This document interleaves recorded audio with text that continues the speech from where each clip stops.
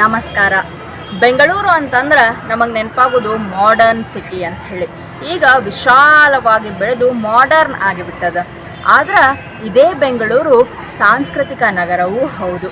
ಇಲ್ಲಿ ಅನೇಕ ದೇವಾಲಯಗಳು ಅದಾವು. ಪುರಾತತ್ವ ಇಲಾಖೆ ಹುಡುಕಿ ತೆಗೆದಿರುವಂತಹ ದೇವಾಲಯಗಳು ಸಿಕ್ಕಾವು. ಅದರಲ್ಲಿ ಕಾಡು ಮಲ್ಲೇಶ್ವರ ದೇವಾಲಯವು ಒಂದು. ಏನಿದು ಕಾಡು ಮಲ್ಲೇಶ್ವರ ದೇವಾಲಯ? ಎಲ್ಲರೂ ಈ ದೇವಾಲಯ ಹೆಸರಂತೂ ಕೇಳಿರ್ತಾರ. ಬಹಳಷ್ಟು ಜನ ಬಂದೂ ಹೋಗಿರ್ತಾರ. ಆದ್ರೆ ಇದ್ರ ಇತಿಹಾಸ ತಿಳಿದವರು ಎಷ್ಟು ಜನ ಅದಾರ ಗೊತ್ತಿಲ್ಲ. ಆದ್ರೆ ನನಗೆ ತಿಳಿದಷ್ಟು ಇತಿಹಾಸ ನಿಮಗಿವತ್ತು ಹೇಳಬೇಕು ಅಂತ ನಾ ಇವತ್ತು ಬಂದಿದ್ದು ಕಾಡು ಮಲ್ಲೇಶ್ವರ ದೇವಾಲಯಕ್ಕೆ.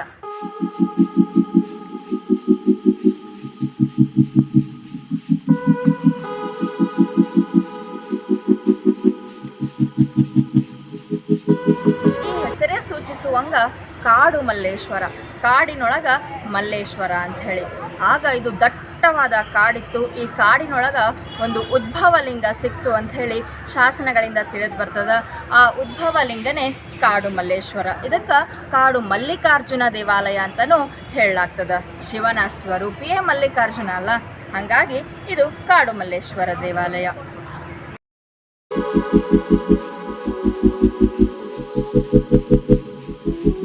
ಈ ದೇವಾಲಯ ಕಟ್ಟಿಸಿದವ್ರು ಯಾರು, ನಿರ್ಮಾಣ ಮಾಡಿದವ್ರು ಯಾರು, ಮುಂದೆ ಇದಕ್ಕೆ ಆಗಿರುವಂತಹ ಅನಾನುಕೂಲಗಳೇನು ಮತ್ತು ಅದರಿಂದ ಹೊರಗೆ ಬಂದಂತಹ ಒಂದು ಅನುಕೂಲ ಏನು, ಇದಕ್ಕೆ ಕಾರಣಕರ್ತರು ಯಾರು ಅಂತೆಲ್ಲ ನಿಮಗಿವತ್ತು ಹೇಳ್ತೀನಿ. ಮರಾಠ ಸಮಾಜದ ಅಧಿಪತಿ ಶಿವಾಜಿ ಮಹಾರಾಜರು ನಿಮಗೆಲ್ಲರಿಗೂ ಗೊತ್ತು. ಆ ಶಿವಾಜಿ ಮಹಾರಾಜರ ಸಹೋದರ ವೆಂಕೋಜಿಯವರು ಇದನ್ನು ನಿರ್ಮಾಣ ಮಾಡಿದರು ಅಂತ ಹೇಳಲಾಗ್ತದ. ಈ ಕಾಡಿನೊಳಗೆ ಉದ್ಭವಲಿಂಗ ಸಿಕ್ಕಾಗ ಅಲ್ಲಿ ಅವರು ನಮಸ್ಕಾರ ಮಾಡಿ ಮುಂದೆ ಹೋಗ್ತಿರ್ತಾರಂತ. ಅವಾಗ ಈ ಕಾಡಿನಲ್ಲೇ ನಾನು ಯಾಕೆ ಒಂದು ದೇವಸ್ಥಾನ ಕಟ್ಟಬಾರ್ದು ಅಂಥೇಳಿ ಒಂದು ಯೋಜನೆ ಆ ವೆಂಕೋಜಿಯವರಿಗೆ ಹುಟ್ಟುತ್ತದಂತ.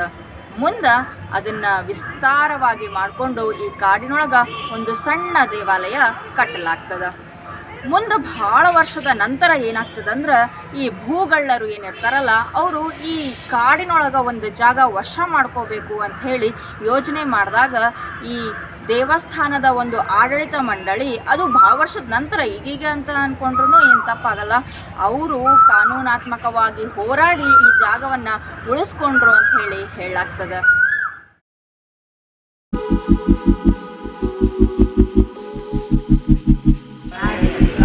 ಒಂದೆರಡು ಬೇರೆ ಬೇರೆ ಕಥೆಗಳು ಅದಾವು ಈ ಜಾಗಕ್ಕೆ ಮತ್ತು ದೇವಾಲಯಕ್ಕೆ ಸಂಬಂಧಪಟ್ಟಂಗೆ. ಒಂದಂತೂ ವೆಂಕೋಜಿಯವರಿಗೆ ಇಂಥ ಒಂದು ಉದ್ಭವಲಿಂಗ ಸಿಕ್ತು ಅಂತ ಹೇಳಲಾಗ್ತದ. ಇನ್ನು ಕೆಲವೊಬ್ಬರು ಹೆಂಗೆ ಹೇಳ್ತಾರಂದ್ರೆ ಈ ಜಾಗ ಬೇರೆಯವರಿಂದ ಸಿಕ್ತು, ಇಲ್ಲಿ ಆಲ್ರೆಡಿ ಒಂದು ದೇವಸ್ಥಾನ ಇತ್ತು, ಅವ್ರು ಬಂದು ದರ್ಶನ ಪಡಿತಾರ ಅಂತ ಹೇಳ್ತಾರೆ. ಈ ಬೆಂಗಳೂರು ಜಿಲ್ಲೆ ಏನದಲ್ಲ ಈಗ, ಇದು ಶತಮಾನಗಳ ಹಿಂದೆ ಬೆಂಗಳೂರು ಗ್ರಾಮ ಅಂತ ಹೇಳಲಾಗ್ತಿತ್ತು. ಇದು ಬಿಜಾಪುರ ರಾಜ್ಯಕ್ಕೆ ಸೇರ್ತಿತ್ತು.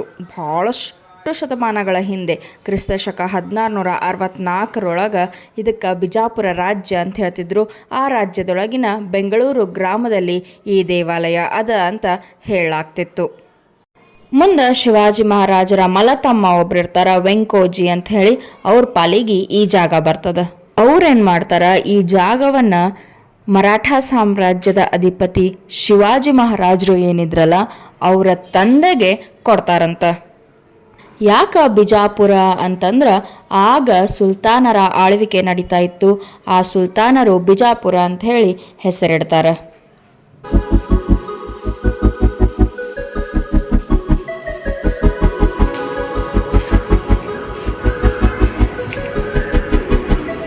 ಇದು ದೇವಾಲಯದ ಹೊರಾಂಗಣ. ಇಲ್ಲಿಂದ ಒಂದು 20 ಮೆಟ್ಟಿಲುಗಳು ಇರ್ಬೋದು. ಒಳಗೆ ಬಂದ್ರೆ ಇದು ಗರ್ಭಗುಡಿ. ಇಲ್ಲಿ ಆ ಲಿಂಗ ಅದ. ಈ ಗರ್ಭಗುಡಿಯೊಳಗೆ ಉದ್ಭವಲಿಂಗ ಸಿಕ್ಕದಂತ ನಿಮಗೆ ಸ್ವಲ್ಪ ಕಾಣಿಸ್ಬೋದು. ಆ್ಯಕ್ಚುಲಿ ಫುಲ್ ಒಳಗೆ ಹೋಗಿ ವಿಡಿಯೋ ಮಾಡುವಂಗಿಲ್ಲ ಅಂತ ಅನ್ಕೋತೀನಿ, ಹಾಗಾಗಿ ನಾ ಹೊರಗೆ ಮಾಡಿದ್ದು. ಇಲ್ಲಿ ಸುತ್ತಲೆಲ್ಲ ವಿಗ್ರಹಗಳು ಅದಾವು, ಬೇರೆ ಬೇರೆ ವಿಗ್ರಹಗಳು ಅದಾವು. ಅದ್ರ ಮೇಲೆ ಅದ್ರದ್ದು ಮಂತ್ರಗಳನ್ನು ಬರೆದು ಹಾಕ್ಯಾರ.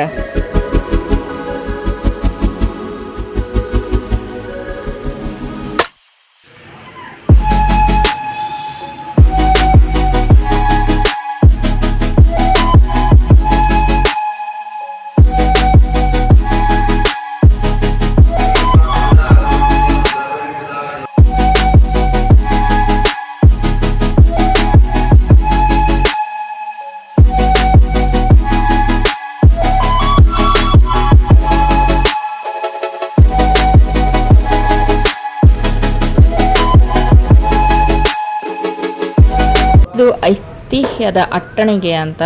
ಇಲ್ಲಿ ಸುಮಾರು 100 ವರ್ಷಗಳ ಹಿಂದಿನ ಸಾಮಾನುಗಳನ್ನು ಇಟ್ಟಾರ.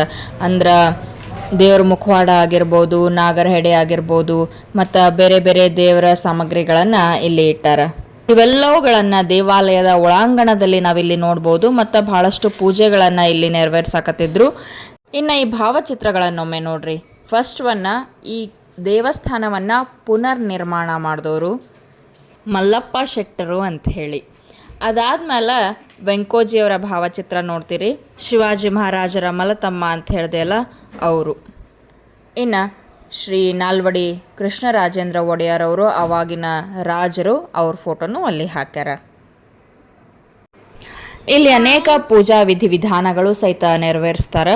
ಬೇರೆ ಬೇರೆ ಜನ ಇಲ್ಲಿ ಬಂದು ಪೂಜೆ ಮಾಡಿಸೋದನ್ನು ನಾವು ನೋಡಿದ್ವಿ. ಆ ಪೂಜಾ ವಿಧಿವಿಧಾನಗಳನ್ನು ನಾವಿಲ್ಲಿ ನೋಡ್ಬೋದು. ನೇವ್ದೆಕ ಕಡುಬ, ತುಪ್ಪ, ಎಳ್ಳ ಇಟ್ಟಾರ. ಕೊಬ್ಬರಿ ಬಟ್ಲ, ಆಹಾ, ನೋಡೋಕ್ಕೆ ಎಷ್ಟು ಚಂದ ಇತ್ತು ಅದು. ಇದು ಕಟ್ಟಿಗೆದ ರಥ ಅಂತ. ಇವೆಲ್ಲಗಳನ್ನು ಅಲ್ಲಿ ನಾವು ನೋಡ್ಬೋದು. ನೋಡ್ರಿ, ಇದು 100 ವರ್ಷಕ್ಕಿಂತ ಹಳೇದು ರಥ ಅಂತಿದು.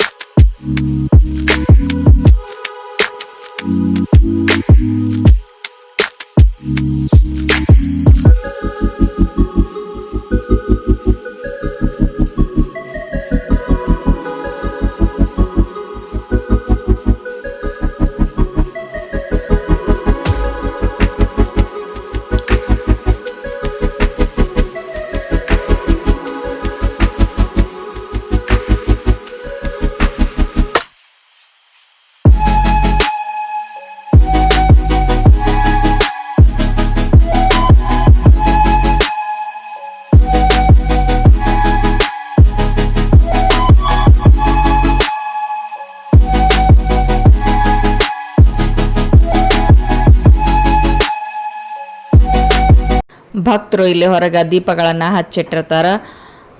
ಆಮೇಲೆ ಇಲ್ಲಿಂದ ಹೊರಗೆ ಬಂದ್ರೆ ಇಲ್ಲಿ ಸಹಸ್ರಾರು ನಾಗದೇವತೆಗಳನ್ನು ನಾವು ನೋಡ್ಬೋದು. ಇದರದ್ದು ಇತಿಹಾಸ ನನಗಷ್ಟಾಗಿ ಗೊತ್ತಿಲ್ಲ, ಏನು ಅಥವಾ ಅವಾಗ ಮಾಡಿದ್ದೋ ಇಲ್ಲ ಈಗ ಮಾಡಿದ್ದೋ ಅಂತ. ನೋಡೋಣಂತ, ಮತ್ತೇನಾದರೂ ಸಿಕ್ಕರೆ ನಾನು ನಿಮಗೆ ಮಾಹಿತಿ ಕೊಡ್ತೀನಿ. ಅಲ್ಲಿ ಇನ್ನೊಂದು ವಿಶೇಷತೆ ಏನಂತಂದ್ರೆ, ಸಿಕ್ಕಾಪಟ್ಟೆ ಗಿಡಗಳು ಅದಾವು. ಆ ಗಿಡಗಳ ಮೇಲೆ ಲೇಬಲ್ ಹಾಕ್ಯಾರ, ಯಾವ ಗಿಡ ಅಂತ ಹೇಳೋದ್ರ ಸೈಂಟಿಫಿಕ್ ನೇಮ್ ಹಾಕ್ಯಾರ. ಕನ್ನಡದಾಗೂ ಗಿಡದ ಹೆಸರು ಹಾಕ್ಯಾರ. ಕೆಲವೊಂದಷ್ಟು ಗಿಡದ ಪರಿಚಯನೂ ನಾನು ಮಾಡಿಕೊಂಡೆ. ಭಾಳ ಚಂದ ಐತಿ ಗುಡಿ.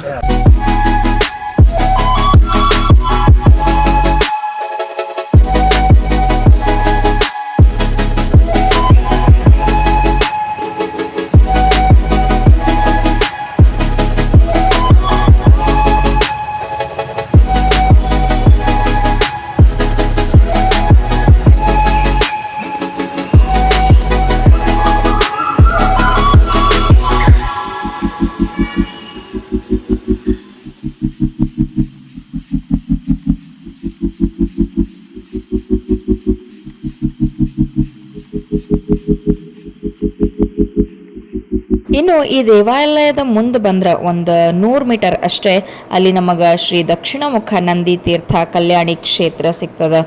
ಏನಿದು ಕಲ್ಯಾಣಿ ಕ್ಷೇತ್ರ ಅಂತಂದ್ರೆ, ಅಲ್ಲಿ ಒಂದು ಕಲ್ಯಾಣಿ ಅದ, ದಕ್ಷಿಣ ಕಡೆ ಮುಖ ಮಾಡಿರುವಂತಹ ನಂದಿ ಮೂರ್ತಿ ಅದ, ಮತ್ತು ಒಂದು ಶಿವಲಿಂಗ ಅದ. ಈ ದೇವಸ್ಥಾನದ ವಿಶೇಷತೆ ಏನಪ್ಪ ಅಂತಂದ್ರೆ, ನಾವು ಹೆಚ್ಚಾನೆಚ್ಚ ಬೇರೆ ಬೇರೆ ದೇವಾಲಯಗಳಲ್ಲಿ ಹೋದಾಗ ಶಿವನ ಮುಂದೆ ನಂದಿ ವಾಹನ ಇರ್ತದೆ. ಒಂದು ಲಿಂಗ ಇತ್ತಂದ್ರೂ ಮುಂದೆ ನಂದಿ ವಾಹನವನ್ನು ಕೂಡಿಸಿರ್ತಾರೆ. ಆದ್ರೆ ಇಲ್ಲಿ ಹಂಗಿಲ್ಲ. ಈ ಶಿವಲಿಂಗದ ಮೇಲೆ ಒಂದು ಮೇಲ್ಛಾವಣಿ ಅದ, ಅದ್ರ ಮೇಲೆ ಆ ವೇದಿಕೆಯ ಮೇಲೆ ನಂದಿ ಮೂರ್ತಿ ಅದ. ಆ ನಂದಿ ಮೂರ್ತಿ ಬಾಯಿಯಿಂದ ಸದಾ ನೀರು ಹರಿಯುತ್ತಿರ್ತದ. ಆ ನೀರು ನೇರವಾಗಿ ಶಿವಲಿಂಗದ ಮೇಲೆ ಬೀಳ್ತಿರ್ತದ. ಒಂದು ನಿಗೂಢವಾದ ವಿಷಯ ಏನು ಅಂತಂದ್ರೆ, ಈ ನಂದಿ ಬಾಯಿಯೊಳಗೆ ಬೀಳುವಂತಹ ನೀರು ಅದಕ್ಕೆ ತೀರ್ಥ ಅಂತ ನಾವು ಹೇಳ್ತೀವಿ. ಆ ತೀರ್ಥ ಎಲ್ಲಿಂದ ಬರ್ತದ, ಆ ನೀರು ಎಲ್ಲಿಂದ ಹರಿದು ಆ ಬಾಯಲ್ಲಿ ಬರ್ತದ ಅಂಥೇಳಿ ಇನ್ನೂವರೆಗೂ ಯಾರಿಗೂ ಗೊತ್ತಾಗಿಲ್ಲ. ಅವೇನು ಶಿವಲಿಂಗದ ಮೇಲೆ ಬೀಳ್ತಾವಲ್ಲ, ಆ ಲಿಂಗದಿಂದ ನೀರು ಹರಿದು ಮುಂದೆ ಒಂದು ಕಲ್ಯಾಣಿ ನಿಮ್ಗೇನು ಕಾಣಿಸಕತ್ತದಲ್ಲ ಈಗ, ಆ ಕಲ್ಯಾಣಿ ಒಳಗೆ ಬಂದು ಸೇರ್ಕೋತದ. ಈ ಕಲ್ಯಾಣಿ ಒಳಗೆ ಭಾಳಷ್ಟು ಆಮೆಗಳು ಅದಾವು ಮತ್ತು ಕೆಲವು ಮೀನುಗಳು ಅದಾವು. ನಾವು ನೋಡ್ಬೋದು, ಈಗ ನೀವೇನು ನೋಡಕತ್ತೀರಲ್ಲ, ಸಿಕ್ಕಾಪಟ್ಟೆ ಆಮೆಗಳು ಅದಾವು. ಮತ್ತಿದು ಕಲ್ಯಾಣಿ ಭಾಳ ಆಳ ಅದ ಅಂಥೇಳಿ ಅಲ್ಲಿ ಬೋರ್ಡ್ ಹಾಕಿದ್ರು. ನಾವಲ್ಲಿ ಹೋದಾಗ ಆರತಿ ನಡೀತಾ ಇತ್ತು. ನಮಗಂತೂ ಭಾಳ ಖುಷಿ ಆಯಿತು, ಆರತಿ ಸಿಕ್ತಂಥೇಳಿ. ಆಮೇಲೆ ಸಾಲಾಗಿ ಅಲ್ಲಿ ಹೋಗಿ ನಾವು ದರ್ಶನ ಪಡ್ಕೊಂಡು ಪ್ರಸಾದವನ್ನು ಸ್ವೀಕರಿಸಿ ಬಂದ್ವಿ. ಅಲ್ಲಿ ನಾವೇ ಪ್ರಸಾದ ತೊಗೋಬೇಕಂತಂದ್ರೆ 50 ರೂಪಾಯಿದು ಒಂದು ಹೋಳ್ಗೆ ಮತ್ತು ಒಂದು ಉಂಡೆ ನಾವು ಹೋದಾಗಿತ್ತು. ನಾವು ಅದನ್ನು ತೊಗೊಂಡ್ವಿ. ಆ ಪ್ರಸಾದವನ್ನು ಸೇವಿಸಿ ಮತ್ತು ಮುಂದೆ ಹೋದಾಗ ಎಲ್ಲರಿಗೂ ಕಾಮನ್ ಆಗಿ ಪುಳಿಯೋಗರೆ ಕೊಟ್ಟಿದ್ದರು. ಪ್ರಸಾದನ ಸ್ವೀಕರಿಸಿ ನಾವು ಹೊರಗೆ ಬಂದ್ವಿ. ಹೊರಗೆ ಬಂದ್ಮೇಲೆ ಒಂದು ಬಾವಿ ಅದ. ಆ ಕಲ್ಯಾಣಿ ನೀರು ಬಾವಿಗೆ ಬಂದು ಸೇರ್ತದಂತ ಹೇಳಿ ನಮಗೆ ಗೊತ್ತಾಯಿತು. ಇದೇ ನೋಡ್ರಿ ಅದು ಬಾವಿ. ಮತ್ತು ಇದು ಒಳಗೆ ಗೂಢಾಚಾರಿಯಾಗಿ ಒಂದು ರಾಜಕಾಲುವೆ ಅದ ಅಂಥೇಳಿ ಹೇಳಲಾಗ್ತದೆ. ಅದ್ರ ಬಗ್ಗೆ ಅಷ್ಟೊಂದು ಮಾಹಿತಿ ಇಲ್ಲ ನಂಗೆ. ಆದರೆ ಇನ್ನೊಂದು ವಿಷಯ ನಾನು ನಿಮಗೆ ಹೇಳಬೇಕು, ಇದು ದೇವಸ್ಥಾನ ಸ್ವಲ್ಪ ಭೂಮಿ ಮಟ್ಟದಿಂದ ಕೆಳಗದ. ಹಾಗಾಗಿ ಭಾಳ ವರ್ಷ ಇದು ಮುಚ್ಚಿ ಹೋಗಿತ್ತಂತ. ಖಾಲಿ ಜಾಗ ಮಾರಾಟಕ್ಕಿದೆ ಅಂಥೇಳಿ ಹಾಕಿದ್ರು ಅಂಥೇಳಿ ಹೇಳಲಾಗ್ತದೆ. ಆಮೇಲೆ ಇಲ್ಲಿನ ಜನರೆಲ್ಲರೂ ಸೇರಿ ಪ್ರತಿಭಟನೆ ಮಾಡಿ ಇದನ್ನು ಮತ್ತಷ್ಟು ಅಗಸಿ ಅಗದ ಮ್ಯಾಲೆ ಗೊತ್ತಾಯ್ತಂತ ಈ ದೇವಸ್ಥಾನ ಆಯ್ತಂಥೇಳಿ. ಹಾಗಾಗಿ ಅದನ್ನು ಮತ್ತೆ ದುರಸ್ತಿಗೆ ತಂದು ಈಗ ಪೂಜೆ ಪುನಸ್ಕಾರಗಳನ್ನು ಮಾಡಲಾಗ್ತದೆ. ನೋಡ್ರಿ, ಹಿಂದೂ ದೇವಾಲಯಗಳು ಭಾಳಷ್ಟು ಮುಳುಗಿ ಹೊಂಟಾವು. ಅಂಥದ್ರೊಳಗೆ ಜನರು ಮುಂದೆ ಬಂದು ತೆಗೆದಿರುವಂತಹ ಕೆಲವು ದೇವಸ್ಥಾನಗಳು ನಮಗೆ ಹಿಂಗೆ ಸಿಕ್ಕಾವು. 400 ವರ್ಷಗಳ ಹಿಂದೆ ನಿರ್ಮಾಣ ಆದಂತಹ ದೇವಾಲಯ ಇದು. ನೋಡಿ ಪುನೀತರಾಗಿ ಬಂದೆವು. ಮೆಜೆಸ್ಟಿಕ್ಕಿಂದ ಸುಮಾರು 4 ಕಿಲೋಮೀಟ್ರ್. ಇದು ಭಾಳ ದೂರ ಏನಿಲ್ಲ, ಆರಾಮಾಗಿ ಬಸ್ಸಿಂದ ಬರ್ಬೋದು. ಇದು ಮಲ್ಲೇಶ್ವರ ನಗರ ಒಳಗದ. ನಮಗೆ ಪುರಾತನ ಕಾಲದಿಂದಲೇ ಇದು ಕಾಡು ಮಲ್ಲೇಶ್ವರ ದೇವಾಲಯದಿಂದನೇ ಈ ನಗರಕ್ಕೆ ಮಲ್ಲೇಶ್ವರಂ ಅಂತ ಹೇಳಿ ಹೆಸರು ಬಂದದಂತ ಹೇಳಲಾಗ್ತದೆ. ಮತ್ತು ಇಲ್ಲಿ ಬರ್ಬೇಕಂದ್ರೆ ಆಟೋ ಫೆಸಿಲಿಟಿನೂ ಅದಾವು. ಭಾಳ ಜನ ಗಾಡಿ ಮೇಲೂ ಇಲ್ಲಿ ಬರ್ತಾರೆ. ಈಗಂತೂ ಇದು ಸಿಟಿ ಸೆಂಟರೇ ಆಗಿಬಿಟ್ಟದ. ಅವಾಗೊಂದು ಕಾಲೊಳಗೆ ಕಾಡಿತ್ತು ಹೌದು, ಆದರೆ ಈಗ ಬೆಂಗಳೂರು ನಗರದೊಳಗೆ ಈ ಮಲ್ಲೇಶ್ವರಂ ದೇವಾಲಯ ಅದ. ಭಾಳ ಜನ ಇಲ್ಲಿ ಮಲ್ಲೇಶ್ವರಂಗಂತೂ ಭಾಳ ಜನ ಬಂದೇ ಬರ್ತಾರೆ. ಸಿಕ್ಕಾಪಟ್ಟೆ ಮಾಲ್ಸ್ ಅದಾವು. ಒರಾಯನ್ ಮಾಲ್ ಅದ, ಮಂತ್ರಿ ಸ್ಕ್ವೇರ್ ಅದ, ಮತ್ತು ಬೆಂಗಳೂರು ಪ್ಯಾಲೇಸ್ನೂ ಅದ. ಇವೆಲ್ಲ ನೋಡೋಕೆ ಸ್ಥಳೀಯರು ಬಂದೇ ಬರ್ತಾರೆ. ಅದ್ರೊಳಗೆ ಈ ಮಲ್ಲೇಶ್ವರಂ ಇತಿಹಾಸ ಅವರಿಗೆ ಗೊತ್ತಿತ್ತು ಅಂದ್ರೆ ಖಂಡಿತವಾಗಿ ಕಾಡು ಮಲ್ಲೇಶ್ವರ ದೇವಾಲಯಕ್ಕೆ ಬಂದೇ ಬರ್ತಾರೆ. ನೀವು ಬೆಂಗಳೂರಕ್ಕೆ ಹೊಸದಾಗಿ ಬಂದಿದ್ರಿ ಅಂದ್ರೆ ಮಲ್ಲೇಶ್ವರಂ ಭೇಟಿ ಕೊಟ್ಟಾಗ ಖಂಡಿತವಾಗ್ಲೂ ಈ ಕಾಡು ಮಲ್ಲೇಶ್ವರ ದೇವಾಲಯಕ್ಕೆ ಬರ್ರಿ, ಪುನೀತರಾಗ್ರಿ ಅಂತ ಹೇಳ್ತಾ ಮುಂದಿನ ಸಂಚಿಕೆಯೊಳಗೆ ಸಿಗೋಣಂತ. ನೋಡ್ತಾ ಇರಿ ಮನೀಷಾ ನರೇಟ್ಸ್. ನಮಸ್ಕಾರ.